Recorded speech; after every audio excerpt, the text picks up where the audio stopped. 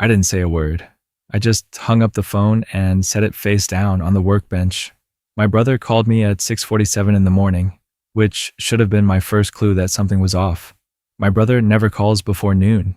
He said my father wanted me to know, not him personally, he was very clear about that I shouldn't come to the wedding reception next Saturday. He said my father thought it would be better for everyone if I just stayed home. Then he said the part I'll never forget. He said his fiance's family was flying in from Connecticut and that they were a certain kind of people. He said having an electrician at the table would make things awkward. I said, okay. He paused. I think he expected me to argue. I said it again. Okay, I heard you. Then I hung up. I stood there in my garage for a long time. The coffee I'd poured 20 minutes earlier had gone cold. Outside, the sun was just starting to come up over the roof line of the house, across the street, and the neighborhood was quiet except for a dog somewhere down the block. I picked up a socket wrench I didn't need and set it back down again. Then I went inside, poured the cold coffee down the sink, and made a fresh pot. I didn't cry. I wasn't even angry yet. I was something else. Something that doesn't really have a name. It felt like the last piece of something sliding into place, like I'd been waiting years for confirmation of something I already knew. And now I finally had it in writing. Let me tell you about my family. My father built a small insurance business in Columbus, Ohio, starting in his late 30s, and by the time my brother and I were in high school, we were doing well enough. Not rich, but comfortable. My father wore it like a second skin. The neighborhood he chose, the car he drove, the way he talked about other people's jobs at dinner. He had opinions about what work was worth doing and what wasn't. A man who worked with his hands was fine, he'd say, but not someone you'd bring to a business dinner. My brother absorbed all of it. He went to Ohio State, got a degree in finance, started wearing button-downs on weekends. He got a job at a mid-sized wealth management firm in Dublin, which is the kind of suburb where people keep their lawns very short and their opinions very long. He was good-looking and charming, and he knew exactly how to talk to my father. They golfed together. They talked about market indexes. When my brother got engaged to a woman named Claire, whose family owned a chain of dental practices across 3 states, my father lit up like I hadn't seen in years. And then there was me. I dropped out of college after 1 semester, not because I was failing, I wasn't, but because I was sitting in a lecture hall in week 3, listening to a professor talk about organizational behavior. And I had a very clear thought. I don't want this. I didn't want to spend 4 years preparing for a job I wasn't sure I wanted, going into debt for a credential that might not matter, while the thing I was actually good at sat waiting for me back home. What I was good at was electrical work. I'd been following our neighbor Mr. Denton around since I was 11 years old. He was a retired master electrician who spent his weekends doing small jobs for people on our street, rewiring a garage, installing a sub panel, troubleshooting a circuit that kept tripping. He let me hand him tools at first, then explained what he was doing, then started quizzing me, then one day handed me the wire strippers and said, "You do it." By the time I was 16, I knew more about residential wiring than most adults. By 18, I could do a full panel upgrade in my sleep, so I left school and got my apprenticeship license. I worked under a master electrician for 4 years, put in every hour, studied for my journeyman exam at night. My father didn't say much about it at first. He made a few jokes. He called me Sparky at family dinners. My brother laughed every time, like it was the funniest thing he'd ever heard. When I got my journeyman license, I mentioned it at a Sunday dinner. My father nodded and asked my brother how his quarterly numbers were looking. That was that. I got my master electrician license 2 years later. By then, I'd stopped going to Sunday dinners. I started my own company the year I turned 28. It wasn't glamorous at first, just me, a used van, and a business account with $400 in it.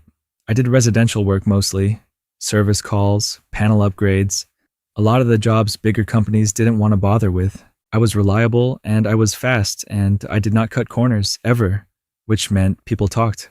Word of mouth is everything in the trades. Within 18 months, I had more work than I could handle alone, and I hired my first employee. Then, a second. By the time my brother called me that morning about the wedding, I had 11 employees, 2 service vans, 1 boom truck, and a contract with a commercial developer that was, conservatively speaking, going to change my life. None of my family knew about any of it. That was intentional. After the Sunday dinner stopped, Contact dropped to holidays and the occasional text. My father and I had a civil but distant relationship. He'd stopped asking about my work after about the 4th year, which I suspected was because the answers made him uncomfortable. He'd built a story in his head about who I was, and the details of my actual life didn't fit the story, so he stopped collecting details. That was fine with me. I stopped volunteering them. My brother was different. My brother paid attention, but in the way a person does when they're keeping score. He'd ask how business was going in the tone of someone who already knew the answer and wanted to watch you confirm it. He'd mention offhand things, like that Claire's father had offered to connect him with some of his investment contacts. He'd talk about the Columbus Country Club with the careful casualness of someone who just joined, but didn't want to seem too excited about it. I noticed. I just didn't say anything. The week after the phone call, I went to the wedding anyway. Not the reception. I kept my word on that. But I drove past the venue on the way to a job site, which happened to be in the same part of town. It was a country club, actually. The Muirfield Village area. Nice place. I sat at a red light and watched a line of sedans pulling into the lot, and I thought, fine, let them have their table. What I didn't expect was what came 2 weeks later. I was wrapping up a job on a Tuesday afternoon. Commercial tenant fit out. About 18,000 square feet of office space for a tech company moving their regional headquarters downtown. When I got a text from a number I didn't recognize, it said, "Hey, this is Claire. I know we haven't spoken much. I wanted to reach out. Can we talk?" I stared at it for a while. Claire and I had met exactly 3 times. At my brother's firm holiday party the year before, briefly at their engagement dinner, and once at a mutual friend's birthday thing where she and my brother showed up late and left early. She was polite, smart, a little guarded. We had never exchanged numbers. I replied, "How'd you get this number?" She said, "Your dad's address book. I hope that's okay. I need to tell you something, and I didn't want to say it over your brother's phone." We met for coffee the next morning at a place in Grandview. She was already there when I arrived, sitting in the back corner with her hands wrapped around a mug. She looked tired. She said, "I want to start by saying I didn't know about the wedding. I didn't know they called you." I said I figured as much. She said, "It was your dad and Marcus's idea. They told me you weren't able to come because of a work conflict. I only found out the truth last week from something Marcus said." She paused. "He said you took it well. He seemed almost disappointed." I didn't say anything. She looked at her coffee. "The reason I wanted to meet with you, Marcus has been saying things to my family about your business." She looked up. "He told my father that you'd had some licensing issues, that you'd been cited for code violations, that there was some question about whether you were operating legitimately." The word legitimately landed like a brick on the table between us. I said, "He said that to your father." She nodded. "At the reception dinner, my dad mentioned it to me because he was concerned. He said Marcus suggested that if anyone in the family ever needed electrical work, they should be careful about hiring you." I sat with that for a moment. I want to be honest about what I felt right then. It wasn't rage. It was something colder. It was the feeling of watching someone reach into your life and try to pull something out, and realizing they'd been planning it longer than you knew. My brother didn't say those things casually. He said them at a dinner table to his new father-in-law, in the tone of someone delivering helpful information. He planted it carefully. He wanted it to grow. I thanked Claire for telling me. She said she was sorry. She meant it. I drove back to my office and I called my attorney. Her name is Rebecca, and she has been my business attorney since I filed my LLC paperwork. She is methodical, precise, and she does not raise her voice, which I find very reassuring. I told her what Marcus had said and to whom. She asked me a few questions. Then she said, "This is textbook defamation of a business, possibly tortious interference. I want to send a letter." I said, "Do it." The letter went to my brother's home address and his work address on a Thursday. I know he received it because he called me 11 times between noon and 6 o'clock that same day. I did not answer. He texted, "Call me back. This is insane. I was just talking." He texted, "Dad wants to talk to you." He texted, "You're making this into something it's not." I forwarded every message to Rebecca. My father called on Friday morning. I answered that one. He said, "I think this has gone far enough." Yeah, I said, "I agree." He said, You need to drop this nonsense with a lawyer. Your brother made a comment at a dinner. That's not a lawsuit. I said, he told your new son-in-law that my business had licensing violations and questions about its legitimacy.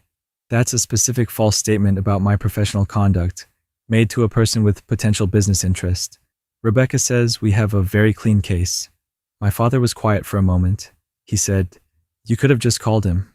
I said, he had me kept out of his wedding so his wife's family wouldn't have to sit at a table with an electrician. And then he told those same people that my business might not be legitimate. At what point in that sequence was I supposed to call him? Another silence. He said, we're family. I said, I know.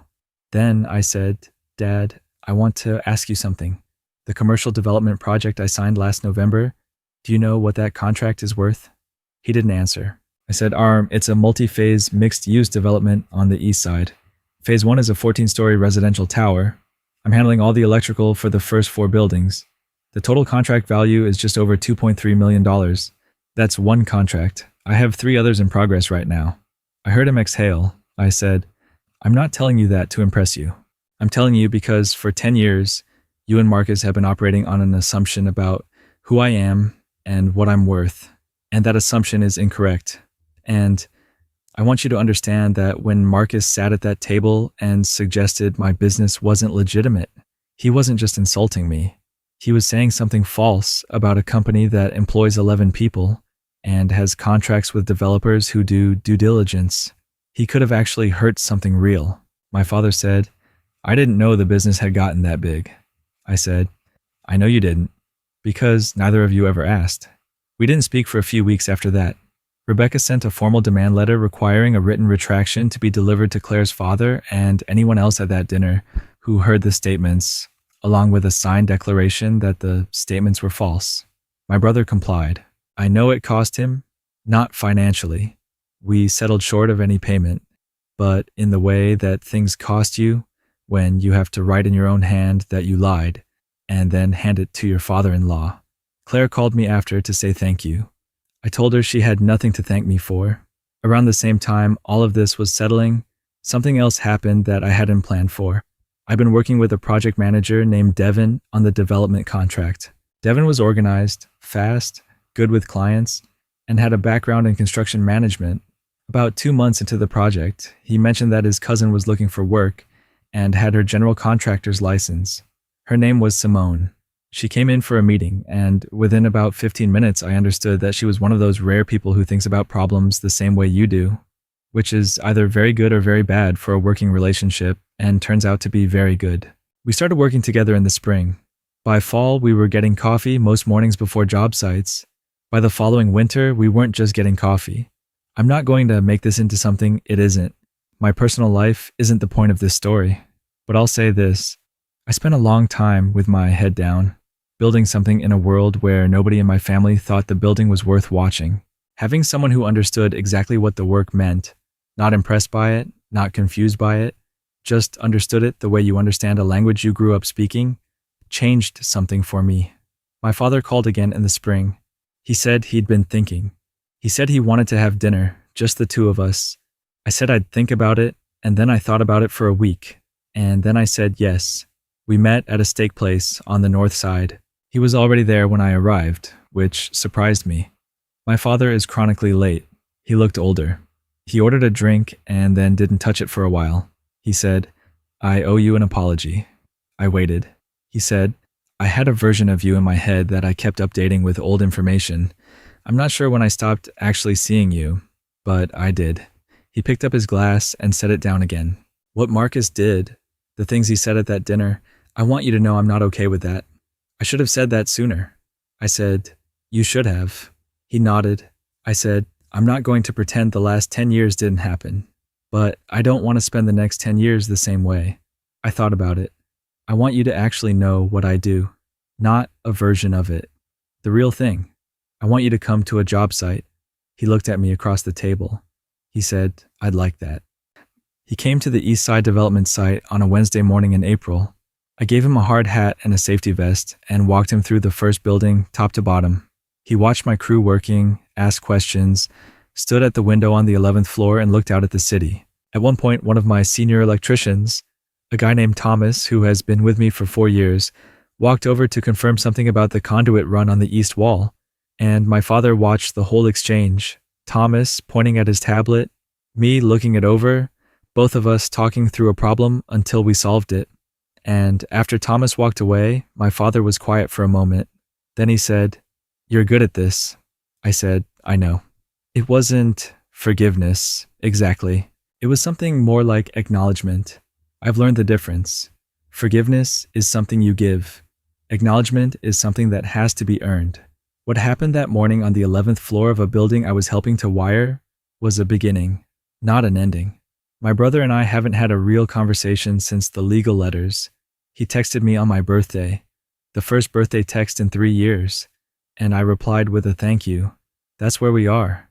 Maybe that changes. Maybe it doesn't. What I know is this. I spent years working in houses and buildings that belonged to other people, making sure the lights came on and the circuits held and the power ran clean through the walls. And I did it well.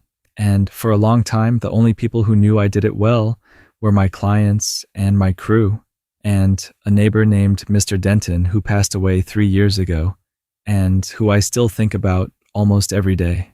I didn't need my father's table or my brother's approval or a seat at a reception where I would have smiled politely and pretended not to notice the way people looked at the calluses on my hands. I built something real. That's the whole story. But I'll add one more thing, because it matters. A few months after the dinner with my father, I got a call from one of the project managers at the development firm. He said one of their financial partners, a commercial real estate investment group based in Cincinnati, was expanding and looking for a primary electrical contractor for their Ohio projects. He said he'd recommended me. He said the meeting would be with their VP of development. The VP of development turned out to be Claire's father. He shook my hand and said he appreciated the way I'd handled everything. He said that the way a person responds when they're treated unfairly tells you more about them than anything else. He said he was glad his daughter had called me. We signed the contract 6 weeks later. I never told my brother. He'll find out eventually, the way people always find out things they weren't supposed to know. When he does, I hope he takes a moment to think about that dinner table, about the choice he made and what it grew into, for him and for me, in opposite directions. The lights are on, the circuits are clean, the work is real, and I am exactly where I built myself to be.